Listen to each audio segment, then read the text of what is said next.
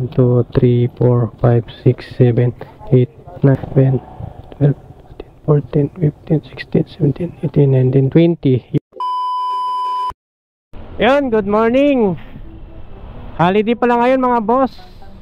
Pag holiday, alam na, agawan na naman ang booking nito. Kaya tayo, maaga pa tayo nag-chat sa mga suki natin. Yan. Kasi alam ko talaga pag holiday, kakaunti yung booking ngayon. Tapos mabilis mawala. Saka palakasan ng account ngayon pag ganitong may plus 40. So ang iba nag-aabang lang yan, mabibilis pumindot. At kung malakas yung account mo, sure na ikaw talagang makakakuha ng mga booking. Pero pag mahina yung account mo, alam na, leave this order. Pero tayo ngayon, ito, papunta tayo sa suki natin. Ayan. So hindi ito nakabook. Ayan lang maganda pag may mga suki ka, no? Meron kang inaasahang booking sa araw-araw. Yan. So undawi tayo ngayon mga boss doon sa regular natin. A few moments later. So abono to mga boss, 700 pesos. So dito lang yan sa may baba galing si ma'am. Abangan na lang natin.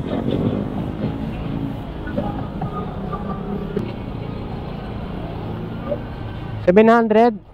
Mali ang shipping niya. 206. 206. Oo, sinend ko din sa kanya yung screenshot. Okay. Sige po. Thank you, ma'am. Ayan guys, ito yung dala natin, no? GCash card. Kaya 700 yung abono rito. So dalawa. So biyahe nito guys sa Bonifacio Naval Station, Port Bonifacio Taguig. Ayan. So ayan, 206 pesos yung transport. Hindi nakabook. Holiday. Ako kasi mga boss, pag alam ko holiday kinabukasan, pinagchat ko na yung mga regular customer ko para bukas kung may papadeliver sila. So araw-araw naman kasi yan, may mga pinapadeliver sila eh. Kaya maaga pa lang yan o gabi pa lang, pinagtatanong ko na. Yan ang diskarte ko pag holiday. Kaya kahit medyo mahina ang booking kilala mo, pag mga ganyang araw, meron pa rin tayong na-i-deliver at kumikita pa rin tayo. 5 minutes later. Yes po, sir, sige. Opo, dito sa may parkingan sir ng motor. Sige po, sige, wait lang. Okay po, salamat po. 900 na lang sir. Tawad ko na yung yung 6. Hindi, okay lang yan sir. Ito na, okay na po yan. Thank you po. A few moments later. Okay, so dito tayo mag-aabang ng booking ngayon mga boss sa may Taguig. Pero pag wala tayong makuha dito, babalik tayo ng bandang JP Rizal doon sa may Makati. So boundary ng Taguig tsaka Pasig o Pateros. Yan, doon tayo mag-aabang.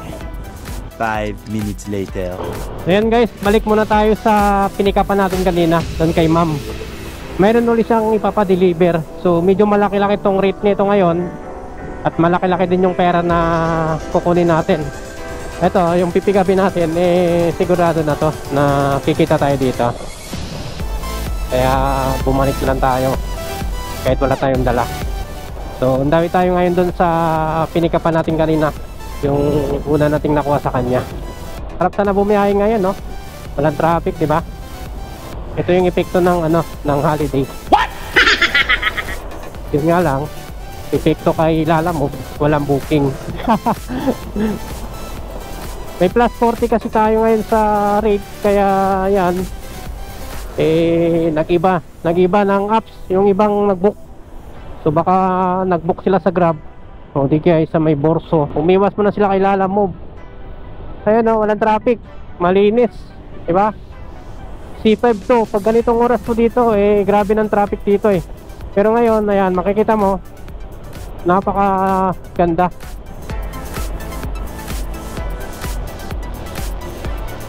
Five minutes later.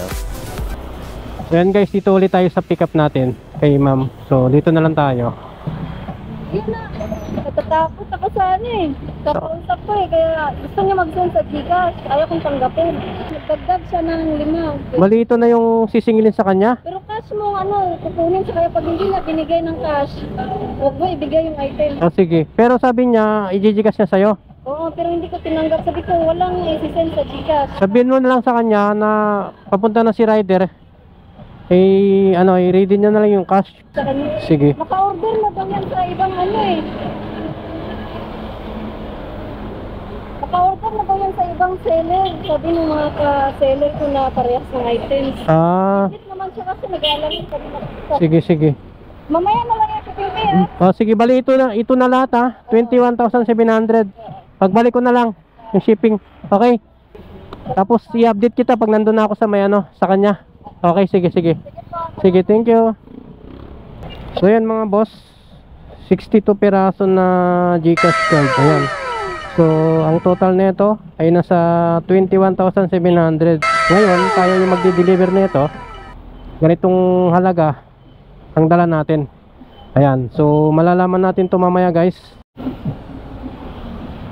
Marami-rami to guys. Malaki-laking halaga to. So ang biyahe nito is Balintawak. So ang transport dito ni ma'am sa akin ay 600 pesos. So ibabalik natin yung pera mamaya pag sure na kinuha to. Yan. So sana hindi siya scam.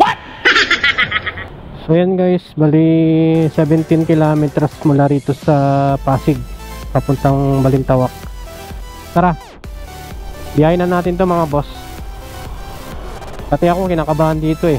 A few moments later. 5 minutes later. 5 minutes later.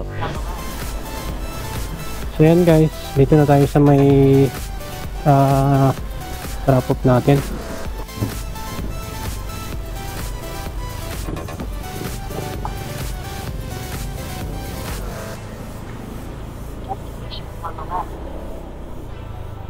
Hello ma'am, Lala po, delivery po. Wala pa kayo dito ma'am? Wala pa kayo dito? Opo. Yes ma'am. Sige po. 5 minutes later. 5 minutes later. A few moments later. Opo. Yung butali Gcash ko po. Mali, sa akin na lang siguro ma'am. Sa Gcash ko, ako na lang bahala mag Gcash kay ma'am. Magkano to ma'am? 20. 20. Ito natin bilangin. 1, 2, 3, 4, 12, 14, 15, 16, 17, 18, 19, 20. Yung ano ma'am, yung butal. 17. Opo, 17. Diyan na yan. 17. Ayan, okay na. Dito na.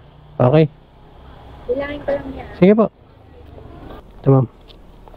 Talin natin, baka ito yung tali niya ma'am. Di po kayo na yun. Ha? Hindi mo na itatali? Okay na po ma'am. Thank you po.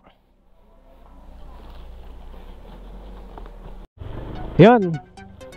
Transaction successfully.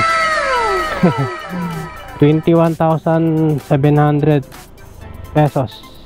Yan. So matagal-tagal lang tayong naghintay kay ma'am kasi malayo pa pala yung pinanggalingan niya. Galing pa siya ng sa Uyo.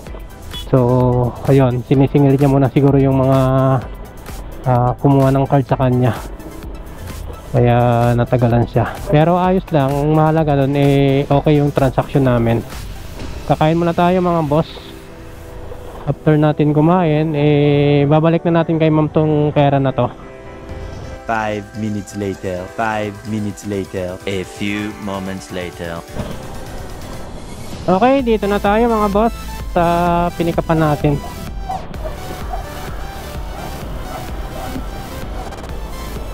Yan.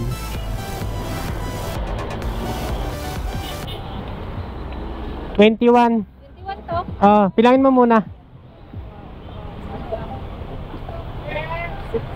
Okay na. Sige, thank you. Ako. Nabahan ako. request namin eh. Nangulikta pa daw kasi ng pera. Oh, Nangulikta pa ng pera sa uyo, kaya matagal siya. salamat po. Sige ma'am, thank you din po. So panalo. Panalo yung biyahe natin. Dalawa pa lang yan ha. Hindi pa tayo kumuha ng booking kay Lalamove. Kasi yung una kanina, yung sa card kanina sa kanya, 200 pesos yun. So time check is 1:55 ng hapon. Uwi muna tayo dito sa may sa bahay natin. Tapos magabang ulit tayo ng booking kung may mga papadelivery yung mga sukay natin. Ayan. 5 minutes later.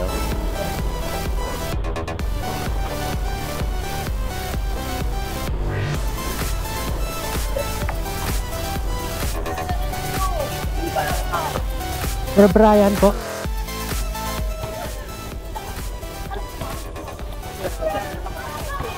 Dito na sir. 400 ano? Ito po.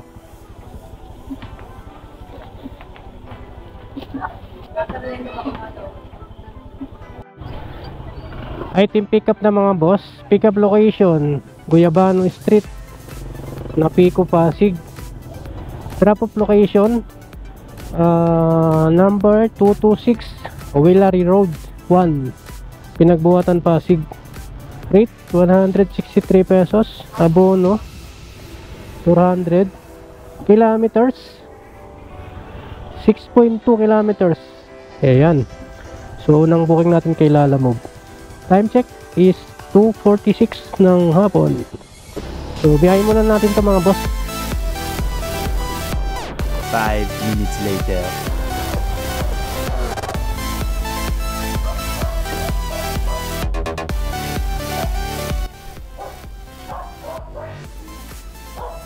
Okay na to sir. Thank you po, thank you.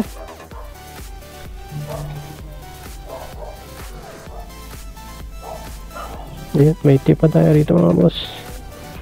Tip tayo ng 7 pesos. Yan.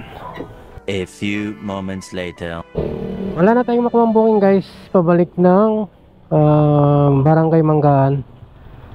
So ang natitirang booking sa apps natin, ayan, nag-iisa na lang. So time check mga boss is 4:08. So wala nang pumapasok. So wala na, bawi na lang tayo bukas uli. Di bali, kumuta naman na tayo. Yan. So kanina yung biyahe natin, yung unang biyahe natin kay ma'am dun sa sukoy natin is 200 pesos yun. Tapos yung sa may Balintawak pala, 700 lang pala yung shipping nun. Kasi 21,700 lahat yun eh. Bali binigyan natin si ma'am ng 21,000. So naalala ko 700 pala yung shipping fee, hindi siya 800. So ngayon mayroon tayong booking kay Lalamove kanina, 163 pesos. So kumita tayo ng 1,063 pesos. Ayan, maaga pa, alas 4 pa lang. So no choice na tayo para umuwi. Ngayon magpapaalam muli si Boy Calzada Motovlog. Maraming salamat po sa pagsama sa araw na to. Ayan, sa mga subscriber natin, maraming salamat po muli sa inyo.